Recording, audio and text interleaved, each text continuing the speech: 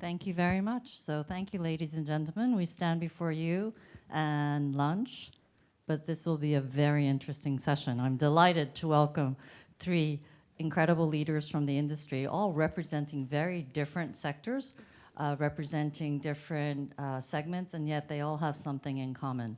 I think all three of the companies they represent have leaned in to generative AI, although they would also say they're not quite there yet. So it'll be very interesting to hear their stories. You can check them out on LinkedIn, but I'll let you guess who's the computer science major, the visual design major, and the business administration undergrads. I don't know if when they were in college they thought they would be in their august positions today, but here we go. So let me actually engage with you all first to say, who's using ChatGPT? Oh, wow. Okay, who's using ChatGPT on Bing, our 2% search engine? Okay, well, I represent Microsoft, obviously, and I have to stop myself from saying, can you Google it? Because I don't, I work for another company now. And so if you use Bing Chat, you will get updated data. So I actually subscribe on my own to $20 a month on OpenAI, but I do all my searches on Bing Chat. So consider that for all of you guys that didn't raise your hand on the second question. Many of you may know from my background that I've stood in this forum for a number of years. And the last time I was here, I was with a company called the Boston Consulting Group. One of my favorite numbers that really kind of baked in my mind is the 10-20-70 rule of digital transformation that BCG often talks about. And I feel the reality of it every day working at Microsoft now. The 10-27 of digital transformation is that 10% is the actual algorithm itself, 20% is the infrastructure and the IT system that it rides on. But true transformation, and this is the hard part, particularly for Japanese corporations, the 70% is people, process, governance, the soft stuff versus the hard stuff. So with that as an opening, maybe we can start with Stephen and just ask for your opening thoughts around the business case for AI, generative AI. Is it good for business? Are the economics clear? And you represent a very, very important sector in all of our lives. Insurance is a part of all of our lives. But maybe I can start with you, Stephen. Sure, thank you, Miki. So when I started in this industry, I'm quite new to the life industry about 7 years ago. I remember I visited one of our agents and he let me sit in on a customer discussion. And he was talking to a young family, they just had a kid, about life insurance. And he said the hardest thing about his job was convincing the parents, mainly the father, to contemplate their own passing, their own death. It's very, very difficult. It's a natural grudge purchase. And it was difficult to see how anybody other than a human could have that kind of engaging conversation about these very sensitive topics. And then another time I was in our contact center, so the help desk, and I love listening into calls of people calling up. And just the other day I was listening to a call of an elderly lady. She must be possibly 90s, maybe older, who had sadly just lost her husband of many years. And I marveled at how the call operator handled the conversation in such a delicate manner. And it reminded me of what I think is a noble purpose that insurers have or should have, and that how important it is to be there for our customers at this most critical time. And then I think back to my day job, which is technology, and thinking about how technology and what we're talking about today, AI, can help these situations whilst also balancing the fact that we need a human interaction. And I think Gen AI offers us an opportunity to support our agents, support our salespeople in these conversations, to support our contact center people in their delicate conversations, and to make them more efficient in what they're doing, and perhaps to make those conversations a bit easier from them. But I'm not sure that in these particular human interactions that they would be completely 100% replaced. So that's my sound bites on particularly my industry. Thank you, Stephen. How about you, Sinead? No, thank you very much. So I've just spent 2 years supporting Toyota to build up their software startup around advanced driving here in Tokyo. And I don't think any of you can open a newspaper or boot up the internet these days without seeing a headline about electric vehicles or automated driving. So AI has been powering investments in the automotive industry for quite some time. And we can speak a bit about how generative AI is opening up new opportunities, both for efficiency of development, but also for new innovation. And secondly, I would say that for me, this new wave of AI innovation is a chance for technology leaders to rethink their responsibilities. I don't want to repeat some of the mistakes we made in the internet age, where we as technology leaders took rather a lot of dominance, right, and created monopolies, income disparities, and all sorts of issues while we were innovating all sorts of wonderful solutions. So for me, this is a chance for us to rethink the way we use technology, and not only the business case for our own companies, but also the business case for humanity. Thank you, Sinead. Last but not least, Yoshinami-san. Thank you so on much. Fujitsu. Yes. So from my perspective, within Fujitsu, there's kind of two aspects. Number one, we use generative AI as an internal adoption. That's number one. And also, like Fujitsu has been providing a solution to the customer. So we do have basically two kind of aspects. So first, about the internal adoption, one of the challenges is how do we get all the engineers and all the people within Fujitsu to adopt this new technology? That's one of my biggest challenge. So we opened up the OpenAI on Azure, like almost the subjective employees around 100,000 people, but reality is that not many people is still using it. So that's one challenge. Then when we talk about like selling or like providing solution to the customer outside, I think AI gives a lot of opportunities around what it can do to maximize the efficiency of the individuals. Let's, for instance, I do believe there's a lot of efficiency that can be strived in Japan, especially in multiple industries like healthcare is number one, and also in the manufacturing segment. So within Fujitsu, there's a lot of challenges that we pursue day to day, trying to adopt AI technology into the customer to actually improve efficiency. Such area is, again, providing the doctors to be more efficient in a diagnosis. That's number one area. And second area is around increasing efficiency in the engineering, like coding and refactoring. I think a generative AI, through its capability, it can be leveraged into the real coding and refactoring, which will improve time to market to even further bring a new proposition to that market. I'm sorry I went so long.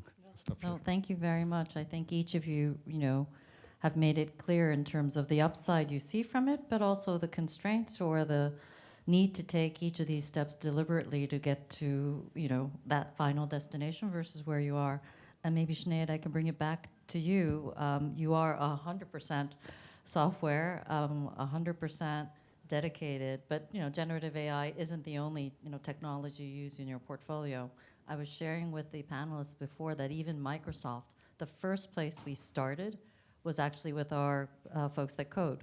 I've sat on this panel for many years and years of discussion around diversity. Any CEO that I talk to, I've never met one that said I have too much diversity. I've also not met CEOs that said, oh my God, I have too many engineers. It's a digital talent is so scarce, not only in Japan, but overseas. And so this is one of the ways that we as Microsoft started by implementing the ChatGPT technology, OpenAI technology into GitHub. That was our first release. And after that, we've had a flood, which I'll talk about in later. But again, back to you, Sinead, in terms of how have you thought about the roadmap? How do you use it? What's worked well? Maybe what hasn't worked so well? I'll At ask the same this- question to mhm. the other gentleman too. So GitHub is clearly the lifeblood of software engineering now. But on the automotive side, a lot of the investment is going into what we call AD/ADAS, or Advanced Driver Assistance Systems. And as you can imagine, this has been years of using machine learning to train your car to be able to sense the environment that it's in, predict what might happen next, and then plan a course of action. This is extremely complicated and obviously has been developing over many years. But one of the challenges or bottlenecks of development is trying to expose the models to enough real-life scenarios, especially edge cases, to improve the safety. So to give you a concrete example, one of the things that these companies can do is pull the real camera data from actual cars that are on the road. So show me all images of all cars that were on the road yesterday. Use AI to search it for what we would call near-miss accidents. Then they can take the imagery of these near-miss accidents and use generative AI to create new simulations. So, for example, a car nearly hitting a bicycle. Show me the bicycle going faster. Show me the bicycle going slower. Show me the scene in the snow. Show it at night. Show it in the rain. Show it in New York. Show it in Mumbai. You get the picture, right? These are scenarios that we would never be able to recreate in real life that engineers can now use to train their models to make the car safer. And what's fascinating, and maybe what business leaders across all industries might want to think of, is the car now becomes a product that gets smarter over time, and it gets safer over time. Your car used to be a product that you bought and slowly it would degrade and wear down and it would get less safe over time. But now by pushing these updates to the car on a regular basis, the product increases in value to the consumer over time. That is a business case that nobody can argue with, but it's also one which is, of course, incredibly good for society in terms of reducing traffic fatalities.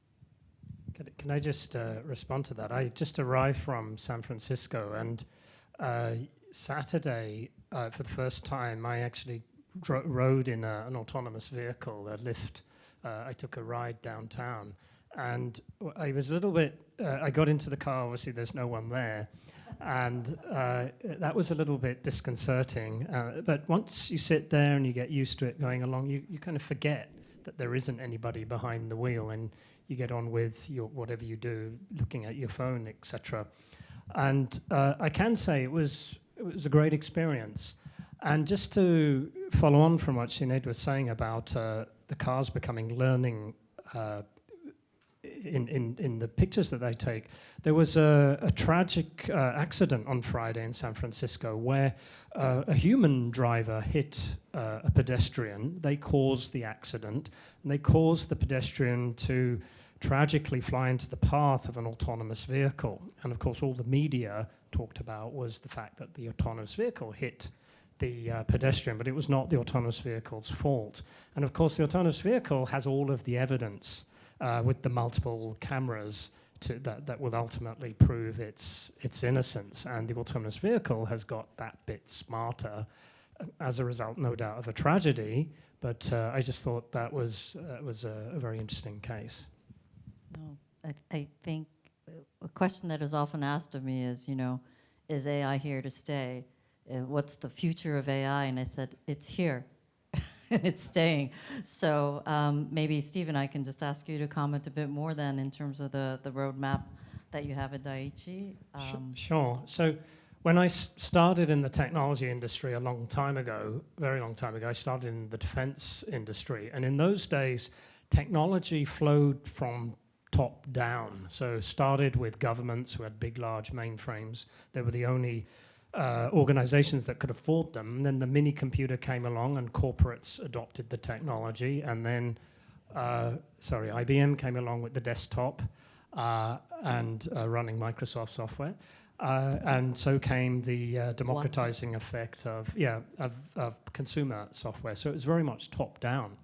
And now, largely driven by the smartphone, abundance of data, the internet, it works the other way. My father, 88-year-old father, he has arthritis. He can't operate a smartphone, but he does it entirely by voice. And he uses ChatGPT by voice to write poems for his granddaughter who's just graduating. And so in this way, consumers are testing out technology before corporates and certainly governments can get it. And that's because corporates have cyber concerns, they have regulatory concerns, and governments have all kinds of bureaucracy. So society has reversed because of this massive uptick in compute. So at Dai-ichi, we've been thinking about that. And rather than everything be the job of some top-down chief digital officer like me, we're trying to democratize digital and democratize AI. And using tools such as Sandbox that we have created in Microsoft Azure. Thank you. Thank you, I'll get 10% discount later. We've pushed this out to digital communities. We have over 50,000 staff in Japan. And within these sandboxes, they can experiment. They can just go crazy. It's completely safe. They can import their own data, and they can test out things like analysis of customer feedback or prepare smart systems to support the sales conversation, the conversation I was just referring to. So one of the things we're doing is in this kind of grassroots level up. And then there is some larger initiatives that we're looking at top down. The reason I think Gen AI particularly is going to help us to totally reimagine our industry is because two reasons. We have massive problem statements. As I just said, when customers buy our product, there's a lot of friction in the so-called underwriting process. And then for any of you who have claimed, I'm not going to ask for a round of hands, but there's not many people who will talk positively of their claims experience. So we have two big, massive problem statements, and the positive news is we have a massive amount of data. And when you put this all together and you layer powerful AI tools on top of that, we get closer to the point where we can fully automate the underwriting process. We can fully automate the claims process. So the elderly lady who was calling our contact center trying to navigate our claims process, she wouldn't need to go through that. She would be supported by some AI that would automate it for her. The couple that was sitting on the sofa in one of our agencies, they wouldn't have to go through a long, drawn-out conversation and perhaps a medical checks. Big data would provide a proxy to their health. So these are the two ways that we're looking at Gen AI. Still a long road, and there's a lot of learning for us. A lot of it is testing and learning, and we're making a load of mistakes. However, with partners such as Microsoft, we are moving along that journey. You guys don't have to keep plugging Microsoft, so thank you. I did try to invite a very good friend who's a fantastic engineer at a company that begins with an A, but his corporate friends would not let him be on the panel, so I did try. But back to your point about how far can the technology go and when does human intervention happen? We use the word co-pilot in many of our products, saying ultimately AI is there to support us as humans, but even in the call center scenario, Stephen, do you think we will have humanless call centers in insurance, or what is that borderline in terms of where humans are still obviously useful, helpful, have the EQ, if not the IQ? So yeah, we are experimenting with chatbots, with avatars, and clearly they've come a long way. They are very human-like. However, and just going back to my example of being there for our customers at their most critical time, most delicate time, I can't see a way in the near future that the human would be taken fully out of that loop. And really our customer service agents are such fantastic professionals. They do a very difficult job every day. I've been a technologist for close to 4 decades now, and I deeply believe in the power of technology. However, I think insurance is a hybrid business. No, thank you for sharing that. When I looked at some data, pre-COVID and post-COVID, in fact, all of you, whether it's Zoom or Teams or WebEx, the usage of digital conversations has increased fourfold, fivefold, and that has stayed, actually. I know we've gone back to in-person or hybrid, but the usage level of that technology hasn't changed. So I think we also, as leaders and users, still are trying to figure that part out. The other piece of data that I saw that might be interesting, and Yoshinami-san, I'll ask you how things are going in Fujitsu, is that when we did the outlook analysis of everybody that was using the product and did a time analysis of 30,000 employees around the world, more than 2/3 of your time is spent on communication and coordination. So I need to talk to you, I need to make this, nemawashi meeting before the real meeting, and then before that, right? All these meetings, and then only 1/3 or 40% of our time is used for creation. And creation in a design business is design creation. In a manufacturing situation, it could be creating new ways to manage the supply chain. But that thinking time versus coordination time, data really shocked us. And I think all of us would prefer, most of us would prefer, spending time on creation. So there is a big time savings component, I believe, in terms of the usage of use cases that both all the panelists have already spoken about.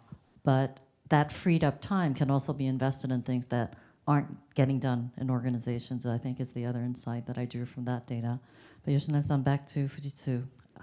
Any other use cases you want to talk about? You've said, you're trying, and it's not fully there yet, but positive stories and also lessons. First of all, let me start from the positive. So I think within Fujitsu, there's a lot of proposition that we provide to the customers. Again, we've been like an AI company for over 30 years. So we have wide learning, we have a deep learning. So we've been pretty much acquainted with this AI. So I think, how to say, well, for instance, I think within this generative AI, there could be a big bang, especially when we talk about like search by product to like a search by necessity. So I think this is one of the biggest door opening when like a consumer is kind of not searching the product but the generative AI defining hidden needs of the customer. So I think world is going to change a lot, especially in Fujitsu. We are providing like a demand prediction around the retail sector. And we think this providing demand prediction is going to obviously minimize or like efficacize the supply chain as a whole. So making sure that the retailers are providing or like buying the supply that is not in the form of like oversupply. So this is going to be very important to minimize the food loss. So I think this generative AI, in a sense, could open up this new world where like a hidden demand of the consumer can be aroused. And obviously that will kind of minimize or lead to suppression of the food loss. So I think there's an ample opportunity for the usage of Gen AI. Another point of how we can better improve within Fujitsu is, again, we're trying a lot of data integration in the past few years. One area is around, we have over like 50, 60 systems. So all fragmented system has been aggregated into like one big data lake. So now within Fujitsu, we're using a dashboard to make a decision in a more effective way. So by so doing, we've minimized the time spent on the nemawashi by X%. I cannot say how many percent. So those are like really like changing into like a data-driven company. So again, usage of Gen AI, I think we can bring this step forward, especially in the area of like creating multiple documents within the internal Fujitsu. So I think we're spending way too much documents. So again, dashboard is one thing, but usage of generative AI, we think we can minimize the document creation. Ideally, I want to kind of use generative AI so that the generative AI is giving me a recommendation as to the business decision. For instance, this morning I was kind of looking at the ChatGPT. What are my options of entering into the healthy living market in US? So ChatGPT gave me like a 10 options. This is what you need to do. I think more and more this type of business decision assistance is going to be more important. So that's it. Okay, thank you very, very much. No, it's interesting. As I listened to all of your use cases, there was a good balance of both cost efficiencies and revenue uplift, right? So on the cost efficiency side, the time saved to do coding, the time saved in terms of the customer service rep looking up something that could be provided, or experiments that you couldn't do before, I think are all on the savings side. I thought the food loss example, Yoshinami-san, you mentioned, I think is an interesting one. Demand forecasting, doing that better means it's more, or it's less out of stocks and more revenue. And I think we, again, looking at the industry and the use cases across, I think we see both. The cost piece seems more immediate, but the time savings, I think, is quite real. So let me move to, I guess, question number 3 to each of the panelists in no particular order. I wanted to ask if you wouldn't mind sharing your personal stories about how do you use it. Yoshinami-san, you already given us one of your answers, which is you have now a dashboard that says who needs to go to what meeting and what things need to be prepared and why you don't have to do the same PowerPoint 5 times over. But other stories you'd like to share in terms of how do you use it as a leader? I was actually going to share a story, family story from yesterday, talking about call centers.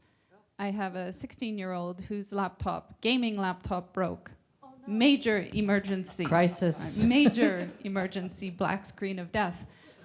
First thing, fire up Bing Chat with it for a while and see if you can solve the problem. It's not working. Next thing, go to the laptop support site and start chatting with the chatbot there. It's not working. Third thing, and of course every teenager's default, go to mom. Mom, I tried this, I tried that, my laptop isn't working. Have you tried calling the support center? Oh, but my phone has a data-only plan. It doesn't work as a phone. I can't make calls from it. Can I use your phone? So I do think as business leaders, we do have to be careful of the generational biases that we have. I mean, he's 16 years old. He's going to be in the workforce 5 to 6 years from now. It's a reversal of the pyramid in many ways. The young people coming into your organization will be using generative AI more intensively and know far more about it than you sitting in the boardroom. So how to stay humble, how to learn, how to empower the young people in your company. And this is something I'm very passionate about, having built a software company here in Japan. Building systems that respect the capabilities of young engineers and give them meaningful work from the first day they enter your company. Not 20 years later, not after 5 promotions, but on day 1, empowering them to use the technology, respecting their skills, and rewarding them for their performance. This is one of the things that Japan leaders and Japan companies really need to rethink, how to tap into the true power of a lot of the knowledge around generative AI, which is sitting in your youngest employees. Oh, that's a fantastic story. Completely relate with a college-age kid that I have who asked me for help. He always does this at the last minute. He sends me his papers and it's like, can you take a quick look? And I was so pissed. I said, you can't do that. I have a busy job. You have to give me at least a few days, but there was no days. So I said, ask ChatGPT as a joke. And he's like, oh yeah, thanks. And that was it. So I'm like, where was ChatGPT through high school, through middle school? And my son could have used a lot of help versus mom. But anyway, Stephen, you've shared already your story about your 80 or your elderly dad using it. Any other stories in terms of your usage as a leader in the business place or personal front? So mainly it's in the area of decision support and how to scale my leadership. So I presented to our executives on 17 digital trends in our industry. And the feedback afterwards was, well, we'd like to go into depth on each of those. So could you prepare 17 lessons for us, please? So last week I spent the afternoon at a UK-based startup in their studio recording my avatar. So I now have a voice and real avatar. And before I came here, I realized that what I can do is I can feed that avatar the presentation, and suddenly it can speak 20 languages. So not only can it do the training in Japanese and English, it can also do the training in Hindi and in Thai and in Vietnamese and in Australian English and American English. And so in this way, I obviously don't have to go and give the 17 lectures. I can just package this all up and just post it off in the email. And I think there's many use cases like this where we can scale our leadership and we can do other things, to what Miki was saying. Spend more time with our people, spend more human time with our customers. So yeah, it's mainly been in that area, decision support, prioritizing my emails, staff engagement, telling me where I've got unconscious biases. You are emailing this person 100 times a day, but this person over here, your engagement is very, very low. And the tools of the email system tell you all this at the end of each day, and you can change your behaviors in such a way. So yes, I find these tools invaluable. Thank you. I think the multilingual aspects, which we haven't yet discussed, are huge. As you can imagine, that for Japanese clients in particular, where we're a nation that yet has to get to the level of English, I think, that we need, which is what 85–90% of the internet world is a killer app in many instances. But just to share a mini translation story, I was with the governor of Osaka 2-3 weeks ago, and they've launched an app called Dai-chan. So Dai is the Osaka Dai. It's a little dog, and it talks Kansai Ben. Okay, it's a Osaka dialect dog that talks to seniors. And so when the seniors want to, it's targeted for seniors. They want to ask a question about, like your dad, Stephen, you know, the weather, where to go find medical support, a restaurant to go to. You could speak to it in Osaka Ben, and it speaks back to you in Osaka Ben. So there was an interesting, you know, yet another iteration of, I think, the language sophistication that we'll see in the technology. But Yoshinami-san, how about you, in terms of your personal use, or for professional or personal use cases? Basically, I do have a lot of opportunity to talk in front of many people. Various presentations I do, like internal, external, so I use ChatGPT. So that's kind of obvious.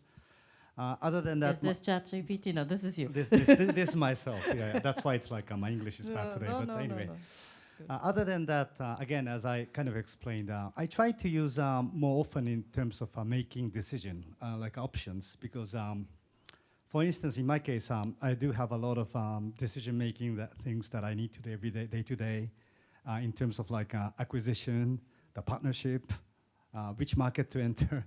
So all these things, I cannot go through every document or information. So I try to extract some of the key elements using ChatGPT. What is the situation in the healthy living market in US? Do we have a chance to enter as Fujitsu? What are the options? So these kind of things, even though I do not fully rely on the decision itself, I try to extract many options, the possible options that I cannot ask my management team to kind of provide. So I think still like it's like a trial basis, but more and more I want to kind of deploy ChatGPT in this type of form. Other than that, I think I see a bigger opportunity around the automation within Fujitsu again. So how do we kind of minimize the unnecessary document within all the Japanese companies? That's a key. I don't want to see any more PowerPoint, I'm sorry, no more Excel, but just dashboard, plus maybe some recommendation on the ChatGPT. So I think the efficacy through the usage of ChatGPT, we can really attain higher productivity, whereas that will free up many of the employees to do something better other than just preparing materials for the management. So those are my kind of key takes.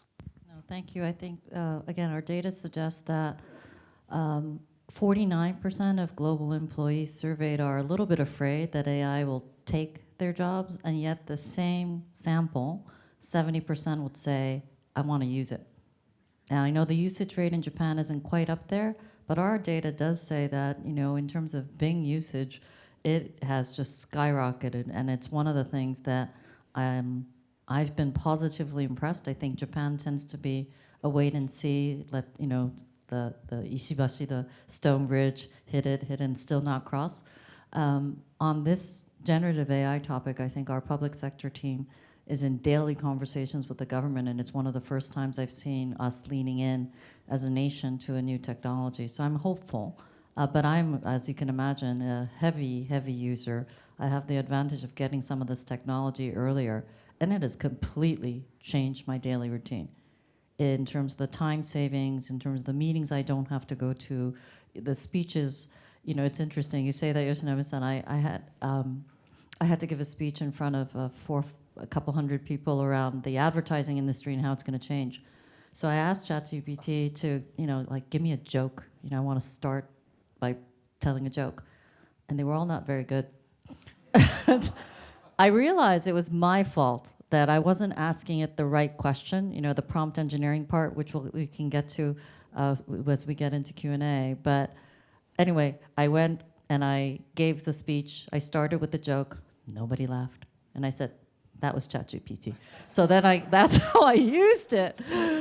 But this learning thing, I've been using this since the day I arrived in this company, which was 8-9 months ago. And it is just fascinating how all of us are learning. So again, that's great. All of you raised your hands as users. I think the more you use, the better we get at in terms of getting the most out of the technology. So I would encourage all of you to continue playing and trying. Again, all within the bounds of a secure environment. You can't put your company data up. Please don't put your company data up on ChatGPT or Bing. It is not something that we recommend. You have to have a secure environment to play with the technology. So my last question before we go into Q&A to each of you is, so you've heard each other. I'm sure you think about this stuff day to day. We're about to open it up to questions, but I wonder if you have any advice that you'd like to give the audience in terms of your personal and company generative AI journeys to date. I was asked actually by, that TV show in Japan, Kaiya no Yoake, is generative AI, Tsusaka-san, a devil or an angel? He didn't say angel or devil. He's like, devil or angel. I said, angel. That has to be managed. But anyway, any advice? So I'm definitely in the angel camp. So there's something called the paperclip conundrum, and the paperclip conundrum, many of you may have heard of it. If you ask AI to manufacture paperclips, the AI goes crazy, harvests everything, all the resources in the whole world, and wipes out the human race, but manufactures all the paperclips. And that is obviously a very pessimistic scenario.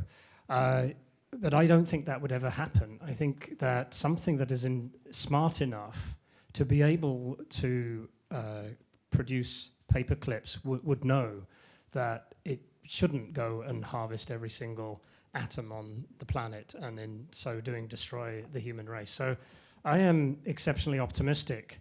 And I'd like, when you think about AI, just imagine you have 4 or 5 of the smartest people who have ever lived just on your beck and call for you to use them, and they want to help you. They're there to help you do your work better, help you live better lives, help you engage with people better. It's there to help you, and so I am very much on the side of the angel. Okay, we don't have to go to angel and devil. That was just to warm you guys up. That there are devilish elements, and maybe in the Q&A we can talk about it. That is serious business around how we use this responsibly and safely. And we even heard from the first panel this morning about how the tragic incidents in Israel, happened with 2 of the largest governments that have the best security systems in the world not detecting it. So we can come back to that. But back to you, Sinead. Advice for the audience? Any reflections? I think for business leaders specifically, especially those who set the agendas for your company, put this topic on your board agenda, whether you understand it or not. Right? Invite external experts. They will be more than happy to come to your board, to come to your meeting and talk to you about this topic. That could be engineers, it could be VCs, it could be consultants, it could be trusted technology partners, start the journey now.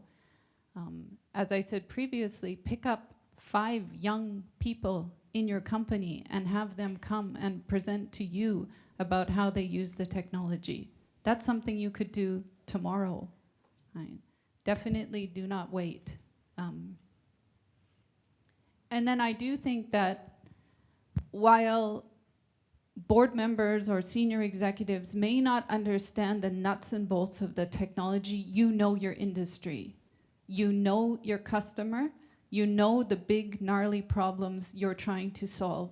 So you can always approach the technology from the business angle and start the conversation there. Where are we most likely to be disrupted? Where can we add the most customer value? What are some of the intractable problems that we've been struggling with that we haven't been able to solve that maybe this type of technology could help us with?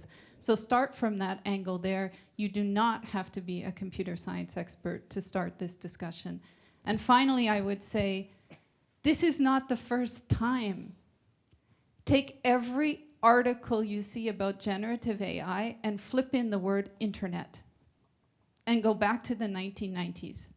We banned internet in our company. We don't know how the internet is going to disrupt our customers. This is not the first time business leaders have faced this kind of technical revolution. Take some learnings to what happened in your industry and adjacent industries from that revolution and apply it to what's happening now. This is definitely not new. Thank you very much. Yoshinami-san? Thank you. From my view, again, like AI for Fujitsu is like a heart of like everything. So we spend a lot of time providing AI to internal deployment, but also to the customers. And from our view, this technology can provide a lot to the society. So again, I talked about like minimizing the food loss, the bringing efficacy to the supply chain. Every technology or every AI, we can use technology for the good. So again, I'm also like an angel group, but there's so much things that AI will bring, especially in the case of Japan. I can see there's a massive opportunity around the automation. So this area really, I want to kind of really deploy the technology to support the Japanese society elevate a bit more. And I think that's really important. Then talking about the negative side, I think it is also important that technology, dependent on how the users perceive, it can change. So as an industry or like as a company, I think it's really important that we kind of not only develop the technology itself, but also spend time to kind of educate a user. So unless we kind of educate, like make sure that the people or the user are acquainted not only in terms of technology, but using the technology in right way is very important. So I'm also expecting that as an industry, Microsoft, Fujitsu, whomever, we have the obligation of making sure that this new technology is not only adapted in a right, adapted quickly, but also adapted in a rightful manner. Thank you very much for sharing those closing comments. We now have about 15 minutes for Q&A, so I look forward to your questions. As a reminder, tell us who you are, keep your questions short, or Hori-san gets champagne, right? That's how it goes? Champagne. Okay. All right. Your questions, please. Oh, I have to pick? With ChatGPT. So maybe the 3 people in the back, 1, 2, and one more, 3. And then I'll do the middle of the room and so on. Hi, really interesting talk. I'm Sam from Katotsuna. So just 2 things, talking about talent. So it seems like there's like 2 things that could happen here. On the one hand, you have, I think in the previous talk, they talked about how when people start using AI tools, they become better at the job. But it seems like it impacts lower skilled people more than for like highly skilled people. So it seems like that'd be maybe downward pressure on wages for like consultants like Bain or BCG, these kind of very expensive talent that now, no offense, of course, that there's lower skilled people who can be brought up. And on the other hand, it seems like AI is so universally valuable that there's going to be more of this kind of like zero marginal product workers who, like, if they do not learn AI, they're going to be excluded from the workforce essentially. So I just wanted to see what the speakers thought about that. Who does it benefit more or less, higher or lower skilled talent? Thank you for your question. Next question, please. Hello. I have a question for Sinead, as she mentioned about ADA. and how challenging this is to implement in a city like Mumbai, where the traffic conditions and driving skills are unpredictable, and the road conditions are also not that good. You're not unique, but you have a wonderful question. We'll Thank you. save that one for Sinead. One more question, please, in the back. Yep. Thank you so much. Yeah, you are the executives of big enterprises, right? So my question, I'm very curious about the concerns and expectations of collaboration with startups, right? I'm startup guys, right? Compared to foreign country, startup collaboration is not so much, it seems like, right? So I'm curious about concerns and expectations. Right. Okay. So how smaller enterprises or startups engage with AI in a market like Japan where we're not as startup friendly? Thank you for your 3 questions. Maybe Sinead, can I put you on the spot on the ADA in Mumbai and other crazy cities that have crazy traffic Yeah, conditions? absolutely. Yeah. So when it comes to ADAS, I think you need to look at the way that the systems are being developed and how that's evolving over time.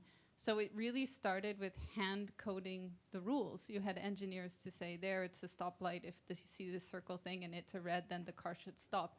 And they had elaborate systems of really coding all of these rules and training the system in a very extremely manual and labor-intensive way.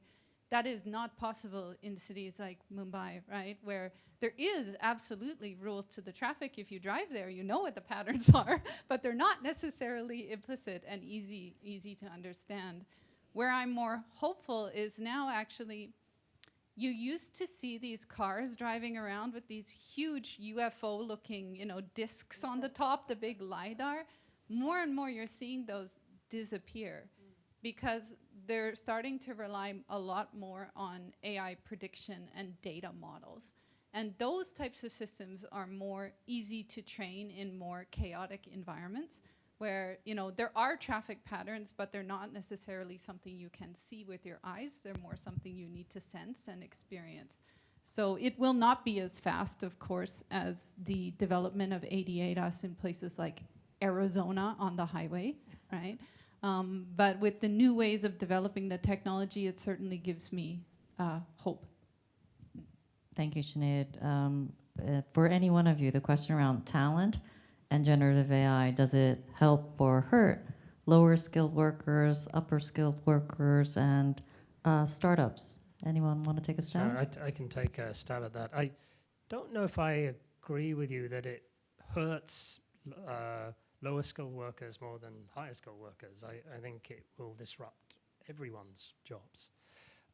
Now, what then happens with those individuals is what has happened in the past. New jobs will be created that we can't imagine at the moment. I never imagined, 15 years ago, that there would be such a job as drone pilot, for example. So I think new opportunities will open up, and I don't think it will just be the lower skilled workers. I absolutely agree with you that consultants, the likes of which some that you mentioned, would be under pressure to reinvent themselves because of that. So I totally agree with that. Just going on to trying to pack too much into one answer, there's also a question about startups. So I care so much about this topic, I have to try to be brief in my response to you. Taking Dai-ichi as an example, we actively engage with startups, early stage, late stage. We actively invest in startups. We have a track record in that. We have various platforms that do that. We have various funds that do that. And because we feel that that is how we are going to reimagine our industry. What got us here after 120 years isn't going to get us there. So we proactively go out and look for new solutions to some of our very old problems, and we have structured processes around that doesn't drain your resources too much, and we would look to support that. I just want to also like comment on the startup side. So within Fujitsu, like we put in capital injection of like 20 companies last year, and this is around the area of like sustainability, supply chain improvement, and also like a food discovery, food loss minimization. So within Fujitsu, we think we alone cannot attain, we cannot do everything by ourselves. So more and more our intention is to partner with the external companies, including startups. So we look into the possibility of like really creating a new value to the customers. That means we have technology, but we want to also like combine that technology with the partners' technology. So by so doing, we think we can give a more impact to the society. So I think more and more Japanese companies are open to the investment or like a joint collaboration with startups. So I think the past few years, not only Fujitsu, but I see more of like Japanese company aggressively pursuing a collaboration with the startup. So I think there's a big, good momentum in Japan as well. Yeah, no, Microsoft loves startups, right? I mean, Sam Altman was the ultimate startup who we invested billions of dollars to. But I agree with you. I mean, Japan continues to need more innovation, more activity at the small and medium-sized side of the business as well. I think we're seeing that in our data. And if you're not part of our Founders Forum, we do have a mechanism to provide you free capacity to use if you are a startup. So, Sinead, did you want to comment? Yeah, just coming out of a very small company, as a startup, you have no resources and you have no time. And sometimes large enterprises love to create these startup accelerators, but forget that the companies they're engaging have very little time and resources to deal with them. I think in Japan, the tables have turned somewhat in that enterprises want to work with startups. So I would say, to some degree, the ball is in your court to go to these enterprises and say, this is actually what's helpful to me. This is what I need from you. This is the type of engagement that I could have. And maybe proactively target and even guide some of those companies in terms of how to work with you. Or you end up in these, less than productive programs sometimes. Or just getting money, which is not always welcome, but not always the accelerator you're looking for. Yeah, time is the precious resource, maybe even more than money. All right, three more questions. So could I just, yes, very please. quickly just add to that? One last thing in terms of what I would say to those of you who are parts of large corporates when you're working with startups. Somebody asked me, why aren't there more startups? Why hasn't there been a Japanese unicorn yet? And my response would be to redefine what we mean by failure. And failure doesn't necessarily mean, oh, that particular company didn't go well. That's just a learning opportunity to pivot to something else. So redefine how you think about so-called failure and turn it into a learning exercise. Sorry, I just added that. No, very good thoughts. Thank you for the follow-ups. So, sir. Okay, Tatsuya Terazan. Today we have been discussing about the huge potential for AI.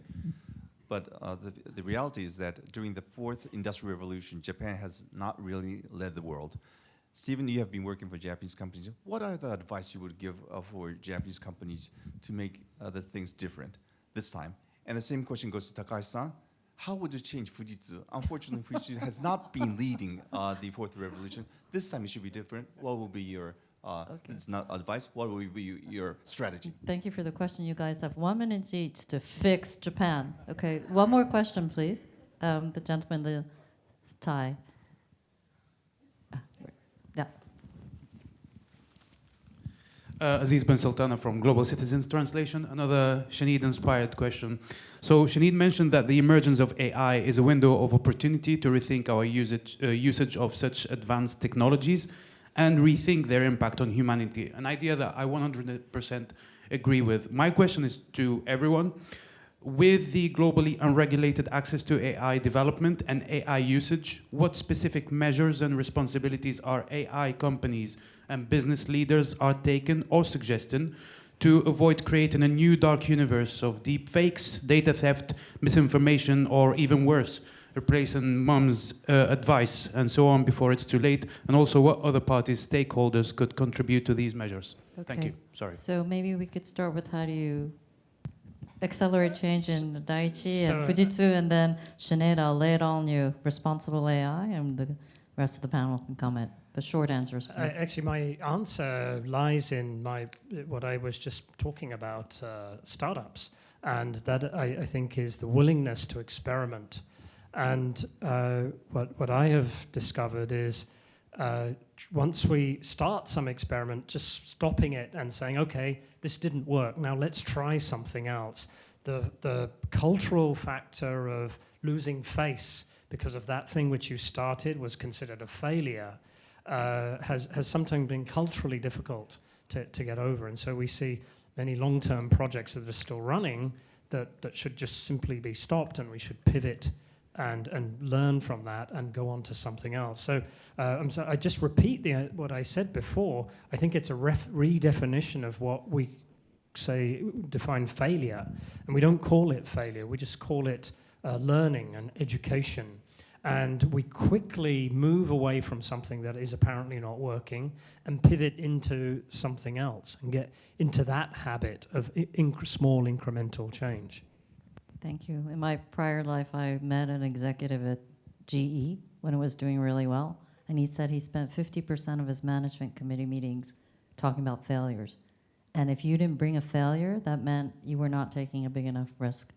I have not seen any other company do that yet, but I think that's a good lesson that I've taken away. But fixing Fujitsu to become even better in 1 minute. So I think one of the difficulty of Japanese companies not being able to change, again, because, how to say, the biggest is, again, the Japanese company's tendency of not being able to change comes from the fact, again, self-disruption is very difficult. I think that's one of the reasons. And one of the reasons is because we do have like customers in front of us. And again, within Japan market, as you well know, it's a big second or third largest market. So not all companies necessarily think about the global market. So I think biggest gap or like a biggest blockers is that we think in terms of only domestic Japan. That's number one biggest issue. Unless we can compete in the global market, we will be outdated. So this is the like perception we need as a Japanese company. And I think one area that we're focusing right now is that to change the mindset of people, we need to change the objective and also like a process itself. So we talk about like changing the people's mind to do to take risks. I think that does not really happen on the overnight. So you really need to kind of define what is the objective to change your business portfolio. And then in order to change that business portfolio, what is the process and what is the incentive that you may want to drive? So again, I think Japanese companies have a tendency of serving the existing customer or like an existing market. So self-disruption is very difficult. And that's why within Fujitsu, we try to kind of change the portfolio itself by addressing the process and also defining the KPIs within the employees. So this is important. I cannot talk much about other Japanese company, but again, I think we're in the state where we think we as Japanese companies have to kind of reignite the brand value. So I think the biggest is that we should not be like close to the domestic market itself, but we should be open to more of like an external, like an international technology, international companies, and we believe we should not think about doing everything by ourselves.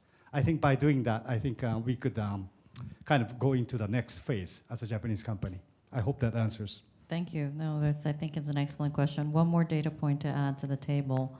If you look at Japanese corporates, 75% of CEOs started as shinyu-shain, new hires in their companies. In the US, I believe the Fortune 500, the number is like 25%. There's something I think Fujitsu has done well. Yoshinami-san is my senpai from Microsoft, to reveal. So I think there's also a infusion of new talent that I see in Japanese corporates that I think is one of the levers people have to try to accelerate the change. I'm sorry, Sinead, I'd left you less than a minute to talk about responsible AI, which I think is a very important question. Hopefully we can cover it during lunch as well. Any final thoughts on that? I'll just keep it direct, maybe at the individual level. We need to stop glorifying brilliant technology leaders who have questionable ethics. And that's something you can do on social media, it's also how you vote with your dollars or your yen and how you spend them, right? I think maybe to close up, look at Sam Altman of OpenAI and the way he's engaging in public discourse and the way he's trying to educate policymakers and be part of shaping the future of the technology, rather than just throwing it over the fence and making it somebody else's problem. Thank you. I think with that, our time is up. I know, I'm sorry to those online. I didn't get to your online questions, but hopefully we can continue the discourse over the day. Please, a big round of applause to these amazing panelists.